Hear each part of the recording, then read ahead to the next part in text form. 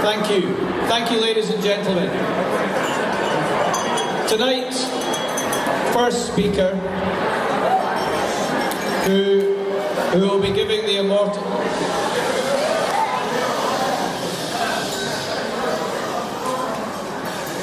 Yes, correct. You all know the consequences. Tonight's Immortal Memory will be given by Peter Cook, who is our Entertainment Secretary. Now, what can I say about Peter that's not been said before? He needs very little introduction, having been connected with Doha for the last X number of years. He even delivered the Immortal Memory back in 1990. He's been in the diplomatic service for 33 years, been in places like New York, Copenhagen, Istanbul, Belgium, even Barbados took him. He's currently the Managing Director of the British Chamber of Commerce, and he's a very keen amateur dramatist, being one of the members of the Doha Players.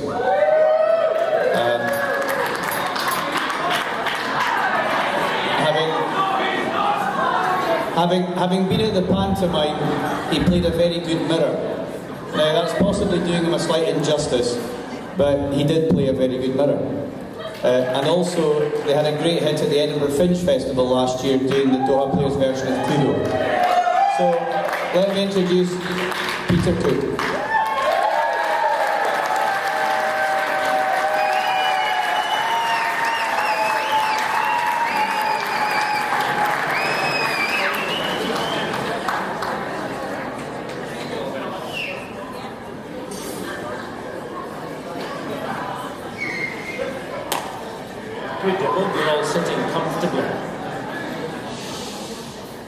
Let me tell you that Robert Burns loved poetry, women and drink. And so do I. Which order? All at the same time. I delivered this speech last week to the Saudi Arabia and United Arab Emirates fan club. And the week before to the Viagra users and impotence support group of Doha. So I apologise to any of you who are hearing this speech for the third time.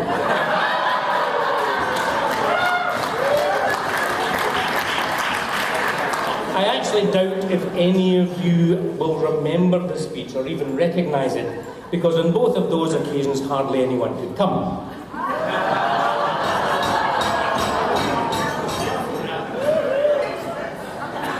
28 years ago, at the rugby club in Doha, and in front of a few sober Scots and 100 more drunken ones, I delivered my first Immortal Memory to the Burns Night in Doha.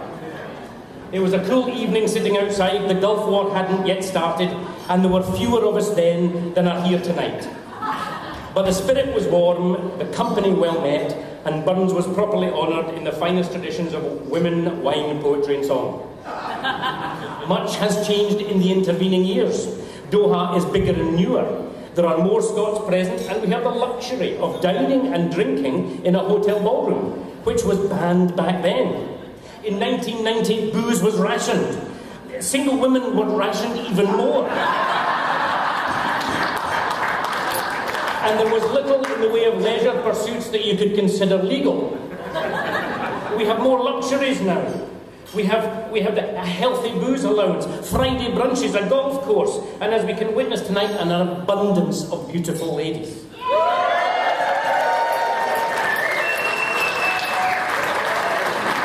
I seriously doubt Burns would know where to turn. And let me just take a moment, gentlemen, on behalf of all of us here tonight, to pay proper compliment to the stunningly attractive company of ladies. You do us proud, and we men do not deserve the pleasure of such lovely company.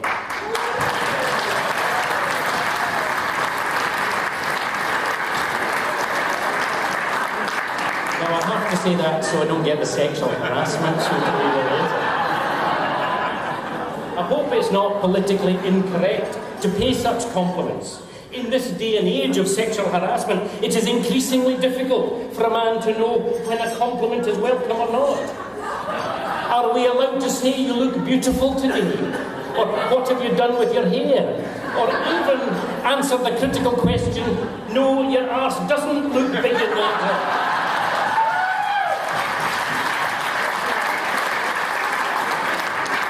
It's a fine line between a compliment and a harassment suit.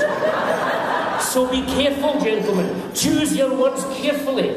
None of the sexting or suggestive innuendo. Austin Powers has been locked up and the Carry On films have been reclassified as sexually harassing. But I'm not going to indulge in any feminist humour. I'm not going to tell you the joke about the 100 dead misogynists, and that's called a damn good start. Or the difference between Greek government bonds and men, because at least Greek government bonds will eventually mature. Or the story of the three fishermen, and when they came upon a mermaid who offered them 3 wishes, the first said, I'd like you to double my IQ, and the mermaid did, and the chap started reciting Shakespeare. The second fisherman said, well, triple my IQ, and sure enough, and she did, and amazingly, he started doing maths problems he didn't know existed. The third fisherman was so impressed, and he said, would you quadruple my IQ? And the mermaid said, that's easy, she turned him into a woman.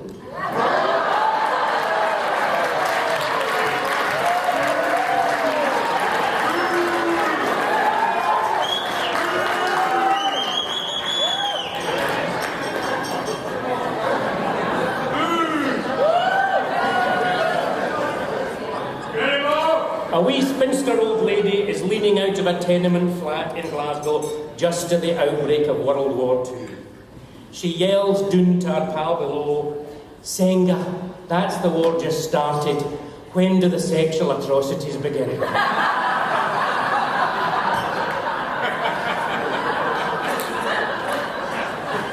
Or there's 2 old men, war veterans, sitting on a park bench, and one says to the other, do you remember the pills they gave us during the war?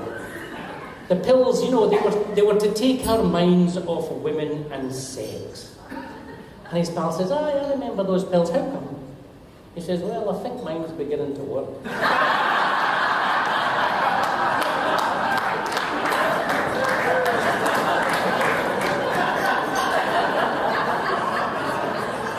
So I wonder what us men are supposed to do now. Please forgive us for being confused and even more tongue-tied than before. How can we stay on the right side of the line?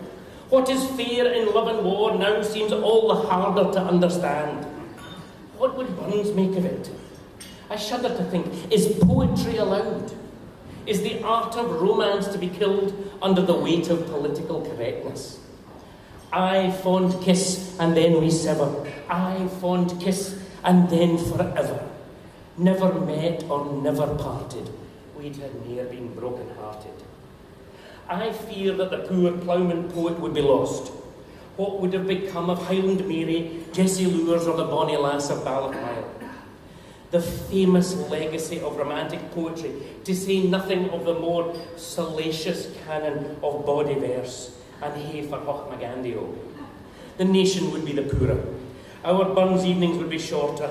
Our speeches would be shorter. And our vocabulary and our ability to chat up a bird would be far, far diminished. Maybe it's me, but the old Scottish rules seemed simple. We all got the basics. No means no.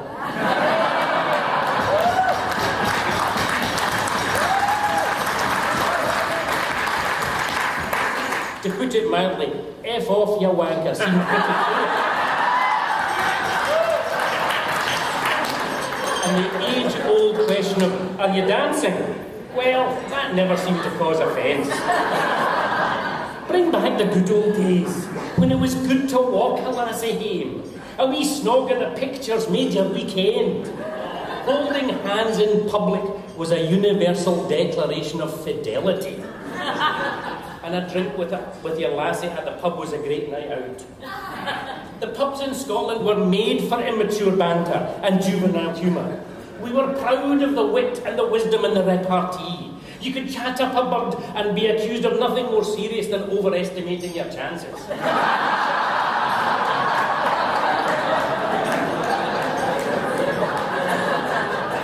compendium of the best Scottish chat-up lines, and I have selected the top 3. Haw hen, did you just fart? Because you blew me away.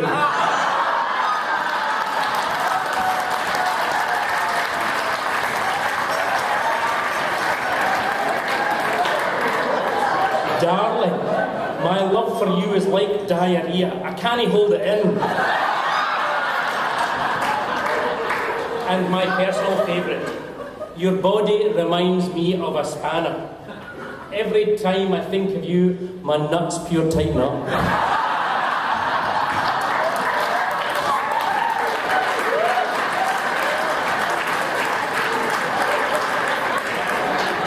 Ladies, for the sake of Robert Burns, if not those jokes, for the sake of Robert Burns, please allow us a place for romance. The chance for fawning affection to fill a heart and make both the giver and the receiver smile. Excuse the foolish forlorn hopes of unrequited love, being smitten and yet never daring to say a word for fear of rejection or mockery. Please forgive the silences, the clumsiness and the inarticulate expression of sentiment. Underneath, understand, it's a real feeling. It's a real emotion.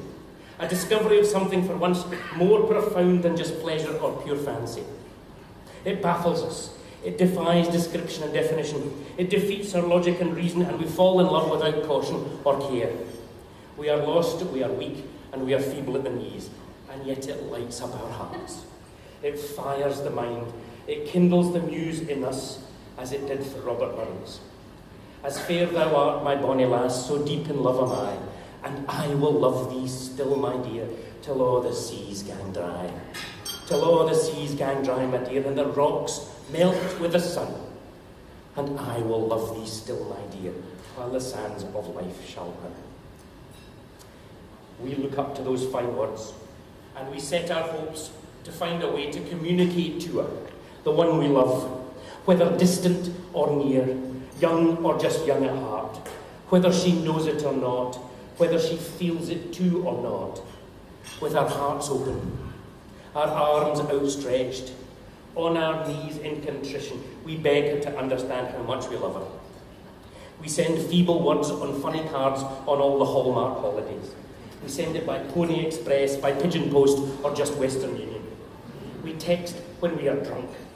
We write feeble words, and too often miss out the only words that matter. We struggle to say it out loud, or worse still, to say it in public. We find ways to cheat in saying it. We send smiley faces with hearts in our eyes. We send an emoji of flowers, or we invent a silly code to say what we really feel. Please forgive us, ladies, for all these mistakes, the misguided muddle of men driven crazy by love. We mean no harm. We proffer a compliment and profess an honest feeling. I hope we can find a way tonight to drop the mask and abandon the old charade, to take a leaf from Burns, to recognise honesty and to honour a hopeful heart. He wrote to his friend Alexander Cunningham, I myself can affirm, both from bachelor and wedlock experience, that love is the alpha and omega of all human enjoyment. All the pleasures, all the happiness of my humble life flow immediately from this delicious source. It is the spark of celestial fire which lights up the wintry heart of poverty and makes the cheerless mansion warm, comfortable and gay. And what then of Burns and political correctness? He was certainly a well-educated man and politically aware. He railed against the unjust and unfair. He challenged authority and often lost out. He stood up for the weak and the forlorn and set them apart as honest and dignified. He assembled the songs of Scotland from Auld Lang Syne to Scots Wha Hae and chronicled for us a Scottish heritage that we would otherwise have lost.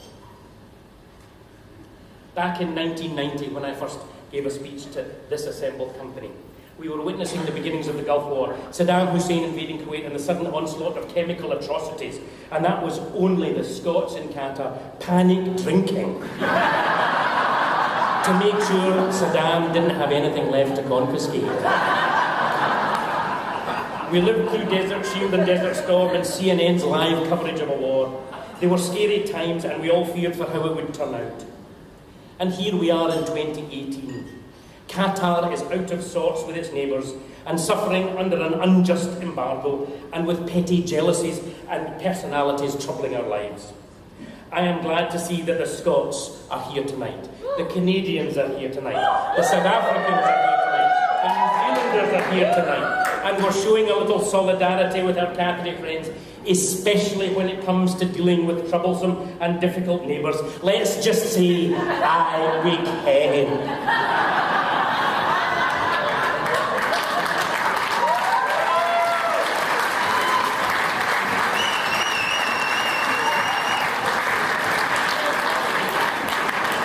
And if we add to the mix the fuss over Brexit, the madness of Trump, the worry of Kim Jong-un, embargoes and embarrassment, the EU, the GCC, and we ask ourselves what is happening to us.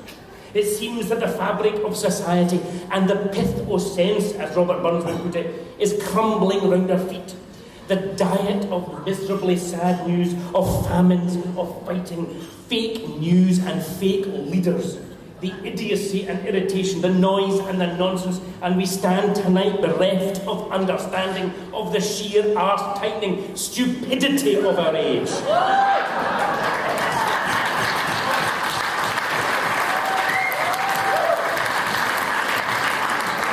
We cry out now for someone to step forward, to show us a light, to brighten our hopes, and to remind us what we are here for and what our future should be about.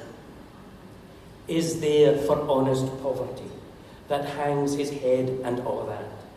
The coward slave we pass him by, we dare be poor and all that.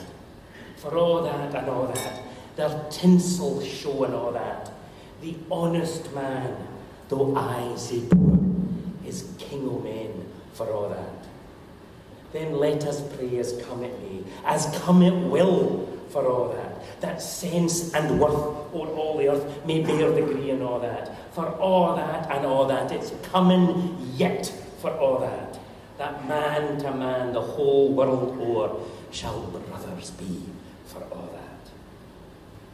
I can't imagine a more important time to have Robert Burns with us. He might be baffled by Harvey Weinstein and the sexual mores of the powerful, but let's face it, ugly.